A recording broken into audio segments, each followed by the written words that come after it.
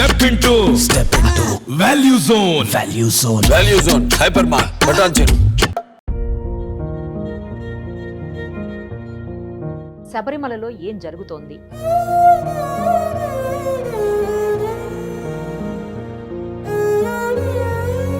ఇన్నేళ్లుగా భక్తులకు లేనటువంటి ఇబ్బందులు ఇప్పుడే ఎందుకు తలెత్తుతున్నాయి?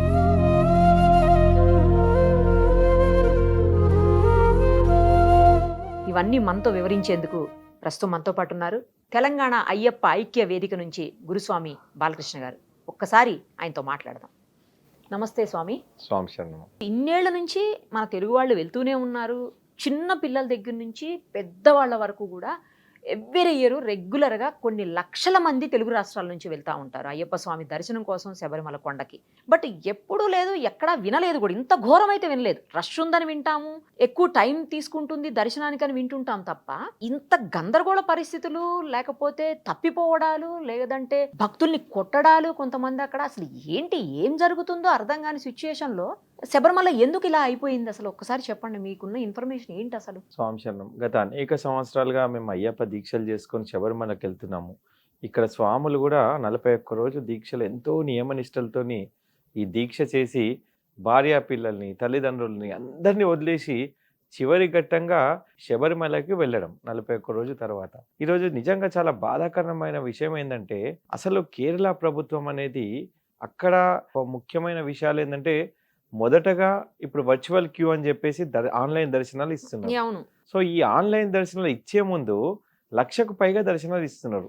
మీరు పర్ డే 1,00,000కు పైగా ఆన్లైన్ దర్శనాలు ఇస్తున్నప్పుడు, ఇన్ని లక్షల మంది శబరిమలకు వస్తున్నప్పుడు, మీరు ఒకవేళ మెయింటైన్ చేయలేని పరిస్థితి ఉన్నప్పుడు ఎందుకు ఇన్ని టికెట్స్ ఇష్యూ చేయాలి? ఒక విషయం.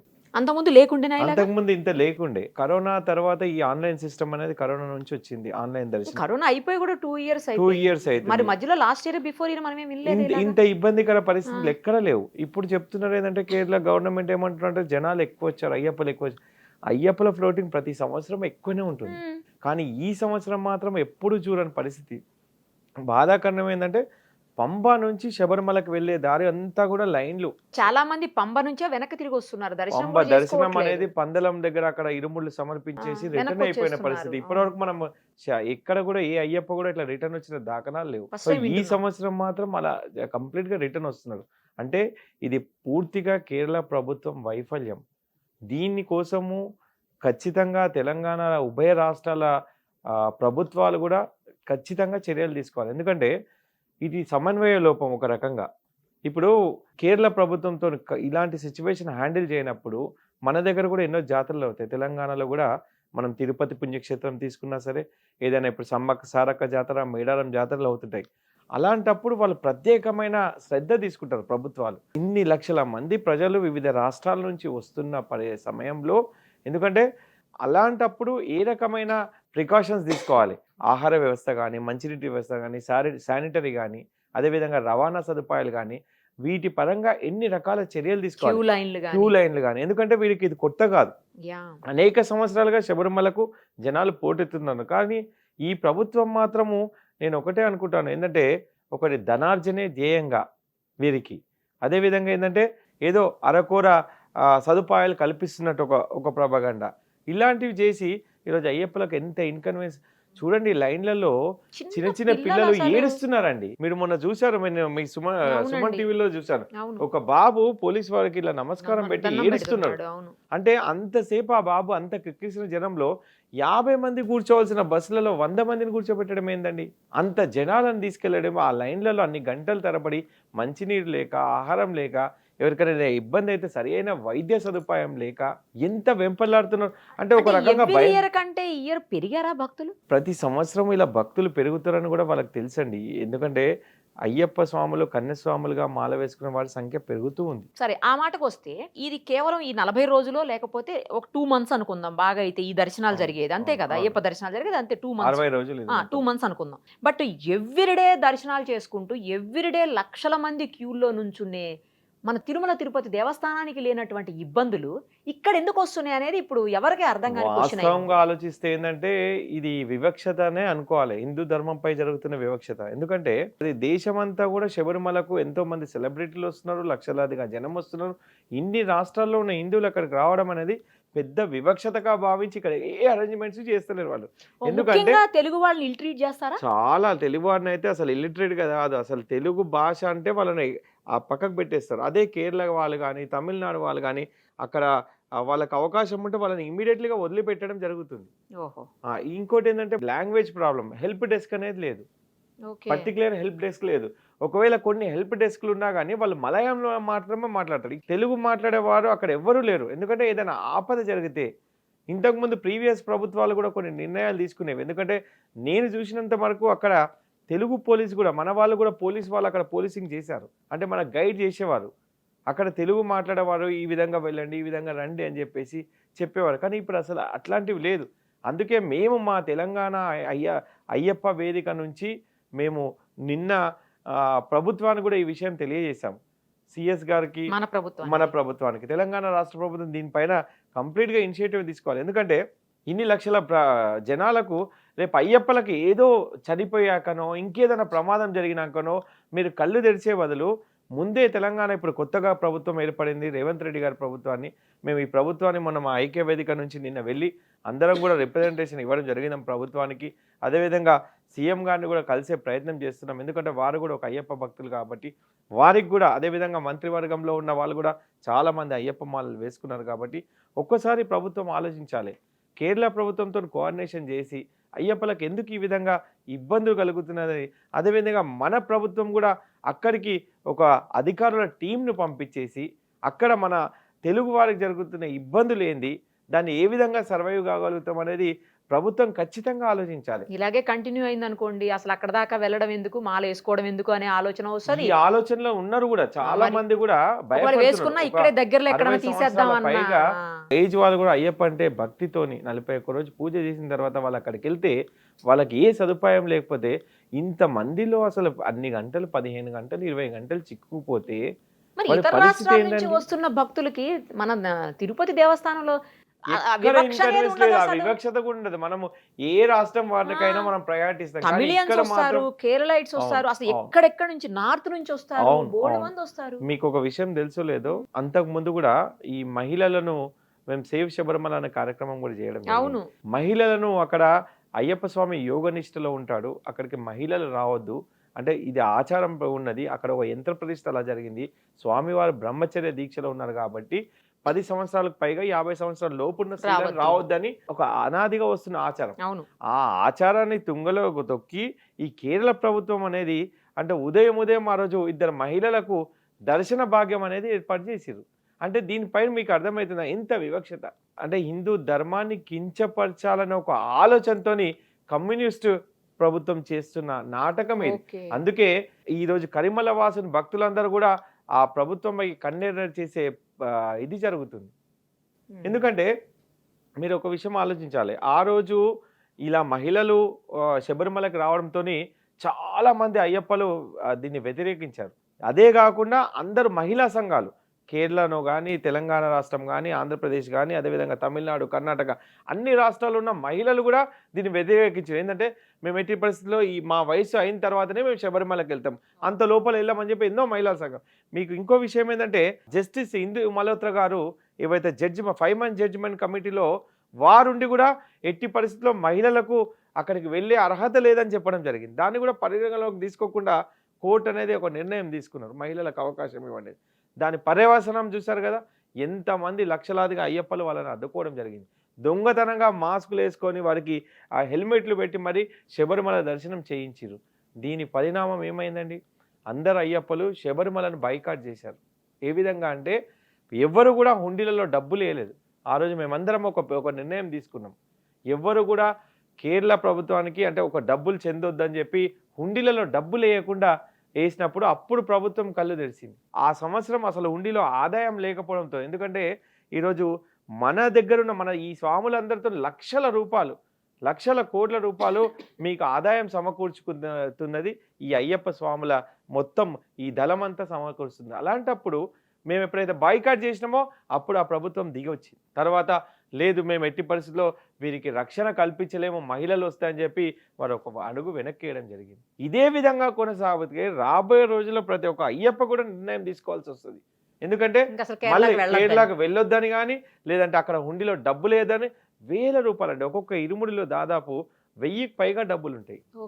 ఎందుకంటే ఎన్నో బాధలతో ఎన్నో కష్టాలతో ఆ ఇంటి కుటుంబ సభ్యులు వాళ్ళ బంధుమిత్రులు ఇరుముడి కట్టే టైంలో వచ్చి వారు స్వామివారికి హుండీలో ఈ పైసలు చెందాలి, మా కోరికలు నెరవేరాలి, మా ఆరోగ్య పరిస్థితి బాగాలేదని చెప్పి ఎంతోమంది ఆ ఇరుముడిలో డబ్బులు వేస్తారు. ఆ ఇరుముడిలో ఉన్న డబ్బులన్నీ గురుస్వామి గారు అక్కడ ఇరుముడి చెప్పినాక వాళ్ళందరూ బ్యాగుల రూపంలో అక్కడ హుండీలో అక్కడ వేయడం జరుగుతుంది. ఇవన్నీ ట్రెవెన్కోర్ బోర్డుకు ఇన్ని పైసలు. మళ్ళీ వాళ్ళ ప్రభుత్వాలకు దేవస్థానం ట్రావెన్కోర్ బోర్డు సంస్థానం ఆధీనంలో ఉంది కదండి. సంస్థాన ఆధీనంలో ఉంది. ఆ సంస్థాన కేరళ ప్రభుత్వం ఆధీనంలో ఉంది. ఓహో, అదే. సో ప్రభుత్వం ఏది చెప్తే వారికి ప్రభుత్వానికి ఒత్తాసు పలకాల్సిన అవసరం బోర్డుకున్నది కాబట్టి వాళ్ళు అదే విధంగా చేస్తారు. సో దానివల్ల ఈ ఇబ్బందులు ఇదవుతున్నాయి. ఎందుకు మీరు వివిధ రాష్ట్రాల నుంచి లక్షల మంది అయ్యప్పలు వస్తున్నారు కదా, వాళ్ళని ఎందుకు మీరు బోర్డులోకి తీసుకోరు? ఇన్ని రాష్ట్రాల నుంచి ఇన్ని ప్రభుత్వాలు ఉన్నాయి కదా, మీరు శబరిమల యాత్ర కట్ట ముందు ఇన్ని ప్రభుత్వాలకు సంబంధించిన అధికారులతో ఎందుకు ఒక మీటింగ్ ఏర్పాటు చేయరు? వాళ్ళతో ఏర్పాటు చేసి అన్ని రాష్ట్రాల కోఆర్డినేషన్ ఎందుకు తీసుకోరు? మీతో చేత కానప్పుడు మీరు చేతులు ఎత్తేసి కేంద్ర ప్రభుత్వానికి అప్పచెప్పండి. కేంద్ర బలగాలు వస్తాయి కదా. ఇంతమంది ఇది తొక్కిసలాట, చిన్నపిల్లలు చనిపోవడము ఇలాంటివి జరిగాయి కదా. అవును, మీతో మెయింటైన్ కానప్పుడు అక్కడ ఏంటో అనంత పద్మనాభ స్వామి టెంపుల్, తర్వాత శబరిమల అయ్యప్ప స్వామి టెంపుల్, ఇవన్నీ కూడా ట్రావెన్కోర్ ఆధీనంలో ఉంటాయి, ఆ సంస్థానం ఆధీనంలో.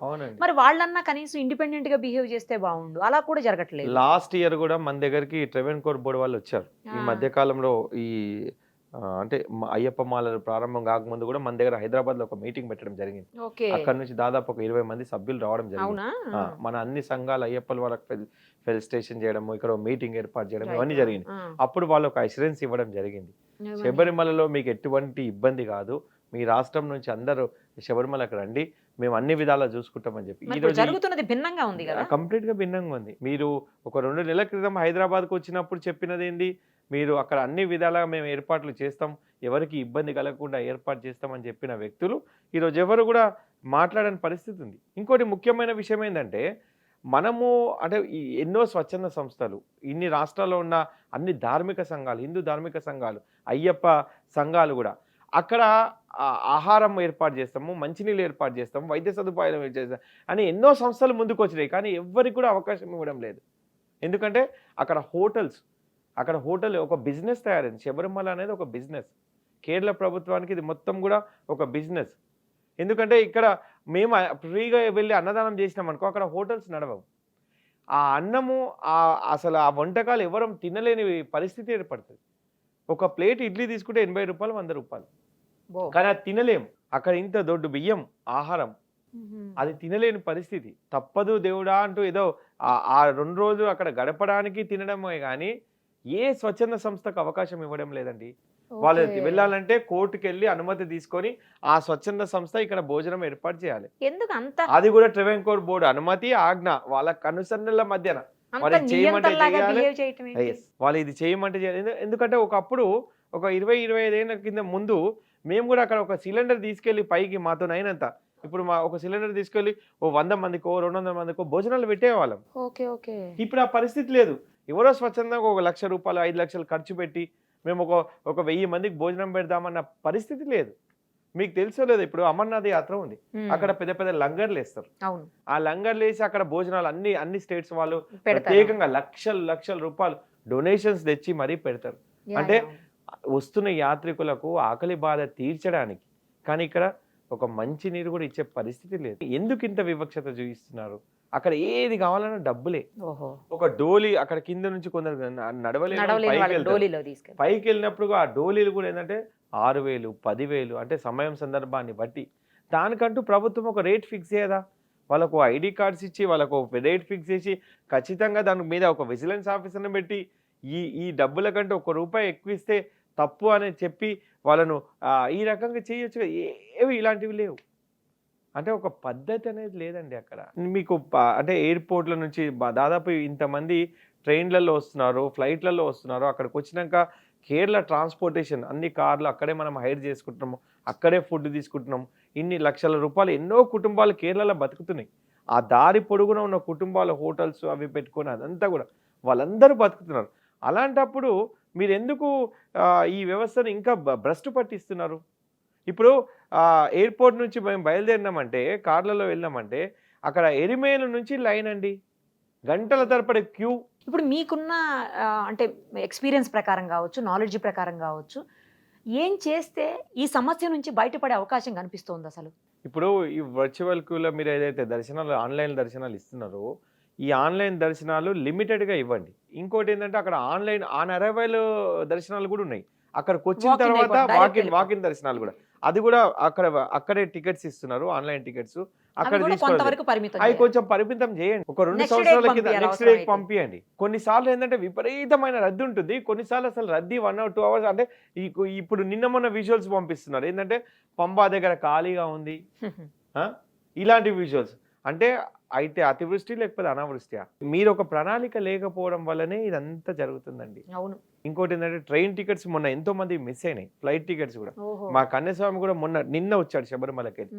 ఎంత నానా రకమైన ఇబ్బందులు పడుతున్నారు అంటే, ఈ రోజు ఉదయం కూడా నేను అక్కడ ఎంత బాధపడుతున్నారు అంటే, ఈ రోజు ఉదయం కూడా ఆ స్వాములు అక్కడ ఉన్నారు, అమ్మో గురుస్వామి ఈ రష్ మేము భరించలేము అని. ఒక ఆయన ఆజానుభావుడు, ఎంత పెద్ద హైట్ ఉంటాడు, అతను మార్నింగ్ నేను మాట్లాడితే ఆయన చెప్తున్న పరిస్థితి, అమ్మో ఇది తట్టుకోలేము, ఇంత జనం ఉన్నారని. ఒక సిస్టమాటిక్ గా లేకపోవడం వల్ల జరుగుతున్న ఇబ్బంది ఇదైతే. పోలీస్ వారు కూడా ఇంతకు ముందు చాలా సేవా దృక్పథంతో ఉంటుండే.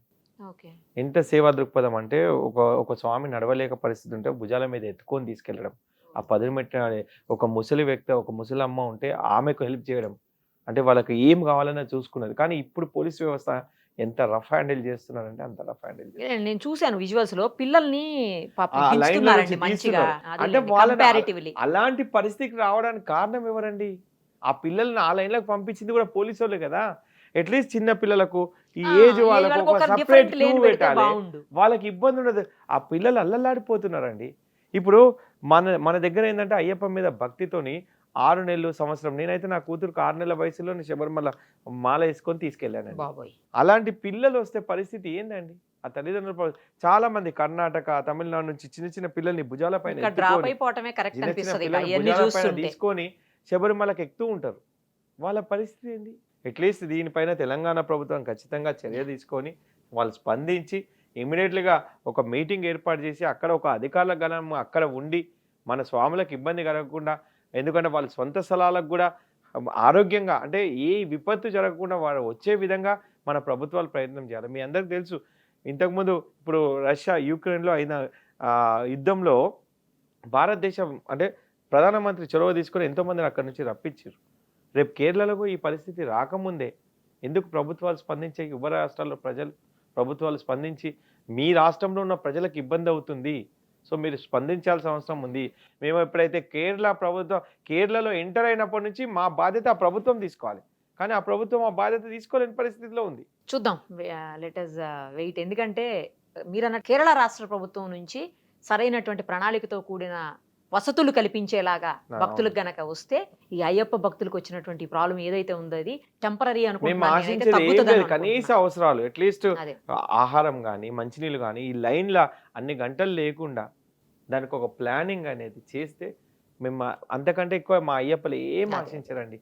ఆ స్వామిని ఒక్క నిమిషం చూస్తే, అంటే కొండలన్నీ దాటి అడవులను నడిచి నిన్ను మేము చూడవస్తే అయ్యప్ప, మమ్మల్ని నిమిషమైనా చూడనియరే అయ్యప్ప. ఒక అయ్యప్ప స్వామి ఒక సెకండ్, అంటే ఒక 5 సెకండ్లు 2 సెకండ్లు కూడా చూడని పరిస్థితి ఏర్పడుతుంది. ఇన్ని రోజులు కష్టపడి ఏకభుక్తము భూతల శయనము చేసిన అయ్యప్పలు ఎంత బాధపడుతుంటారంటే, ఆ స్వామిని ఆ క్షణమే మర్చిపోతాం. అసలు ఇయర్ అంతా పెడితే బాగుండు, అవకాశం ఇస్తే బాగుంటది ఇయర్ అంతా. మొన్న చెప్పారు ఇంకో అంటే 2 గంటల టైమింగ్ కూడా ఎక్స్టెండ్ చేయాలి, ఎందుకంటే దర్శనానికి టైమింగ్ ఎక్స్టెండ్ చేయాలి. మధ్యాహ్నం 1 o'clock బంద్ చేసేవారు, అది కంటిన్యూ చేస్తే ఈ స్వాములు అలాంటి కొన్ని చర్యలు తీసుకుంటే ప్రభుత్వం, ఎందుకంటే లేదంటే కేంద్ర ప్రభుత్వం కూడా దృష్టి పెట్టి అక్కడ కేంద్ర బలగాలు దింపుతానన్నా వివక్షత ఉండదు. ఏ రాష్ట్రం వారికైనా ఒకేలాగా చూస్తారు, అలాంటి ప్రయారిటీ అవసరం. Thank you so much.